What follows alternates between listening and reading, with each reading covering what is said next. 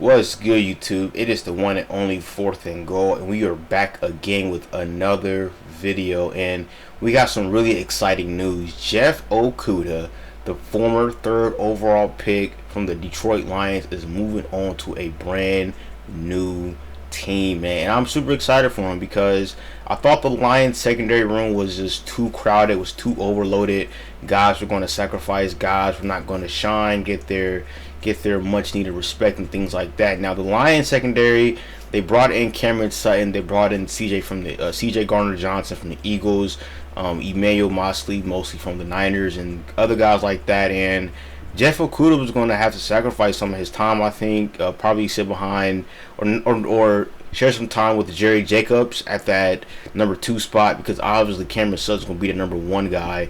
But I'm super excited for him because, he's on a new team, but there's going to be some very similar problems in Atlanta like there was in Detroit, because Atlanta's secondary is now loaded. Now, as you can see right here, they have some quality pieces returning back. AJ Terrell, Casey Hayward, Jalen Hawkins, Richie Grant, and Arnold Ebeke. I'm just going to say Arnold. Sorry. Okay, but the guys that they're bringing in, again, I think it's very important that you improve.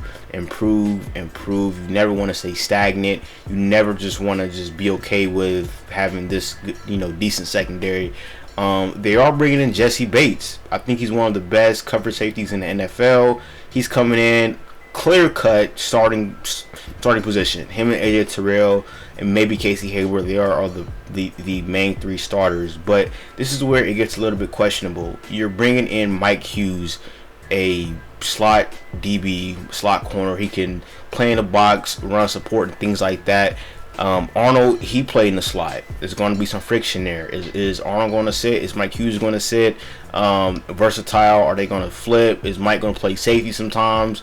And then you're also bringing in Jeff Okudah. Like I said, him and Casey Hayward. Is he going to, who's going to be the number 2 guy? Who's going to be the number 1 between him and AJ Terrell? I personally think Casey Hayward may get moved, mainly because of his age, and it's like you're getting a younger, fresher legs DB in Jeff Okudah, or Casey Hayward could be there for mentorship, veteran leadership, and things like that.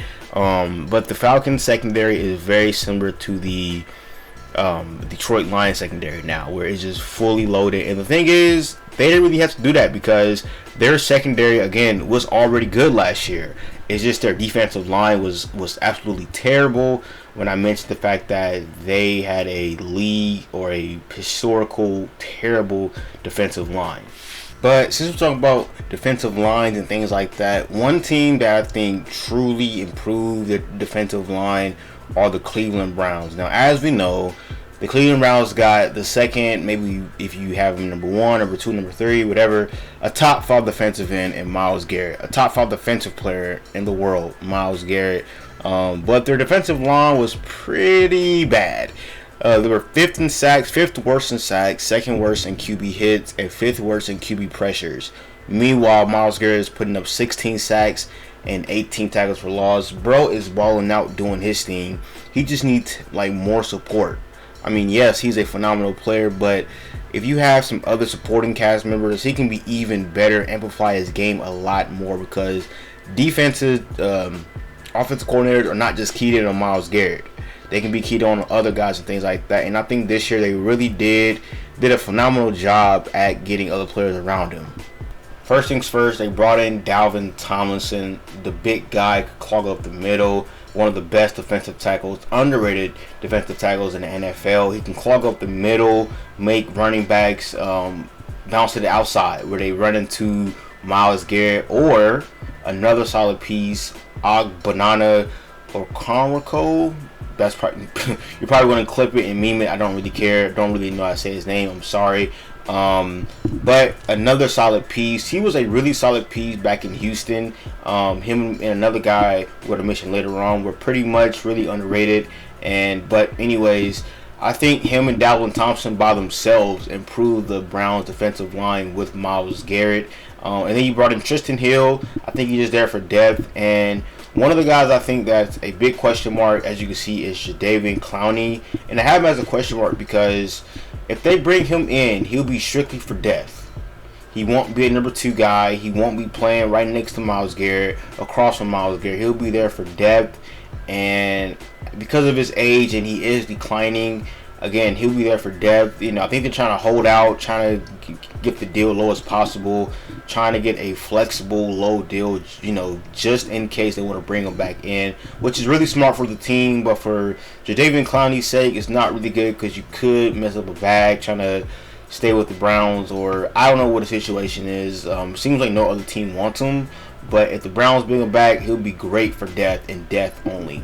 Another team we got to talk about are the Chicago Bears. Now, what I think they're doing is really sneaky good, sneaky, whatever. They had one of the league's worst defensive lines, like the Browns and in the Falcons, being league worst in pressures, sacks, league worst in rushing touchdowns, second worst in rushing yards, and third worst in tackles for loss. And as you can see on the right, really didn't have any good names on the defensive line. Don't mind the fact that I got Travis Gibson named up there twice, okay? Trust me, I laughed at myself. But anyways, the only true guy that really showed out was Justin Jones, which they brought back obviously into next year. And what I think they're doing is, again, really sneaky good. They semi revamped the defensive line. They brought back Justin Jones. Obviously, they brought in DeMarcus Walker from the Tennessee Titans, I believe.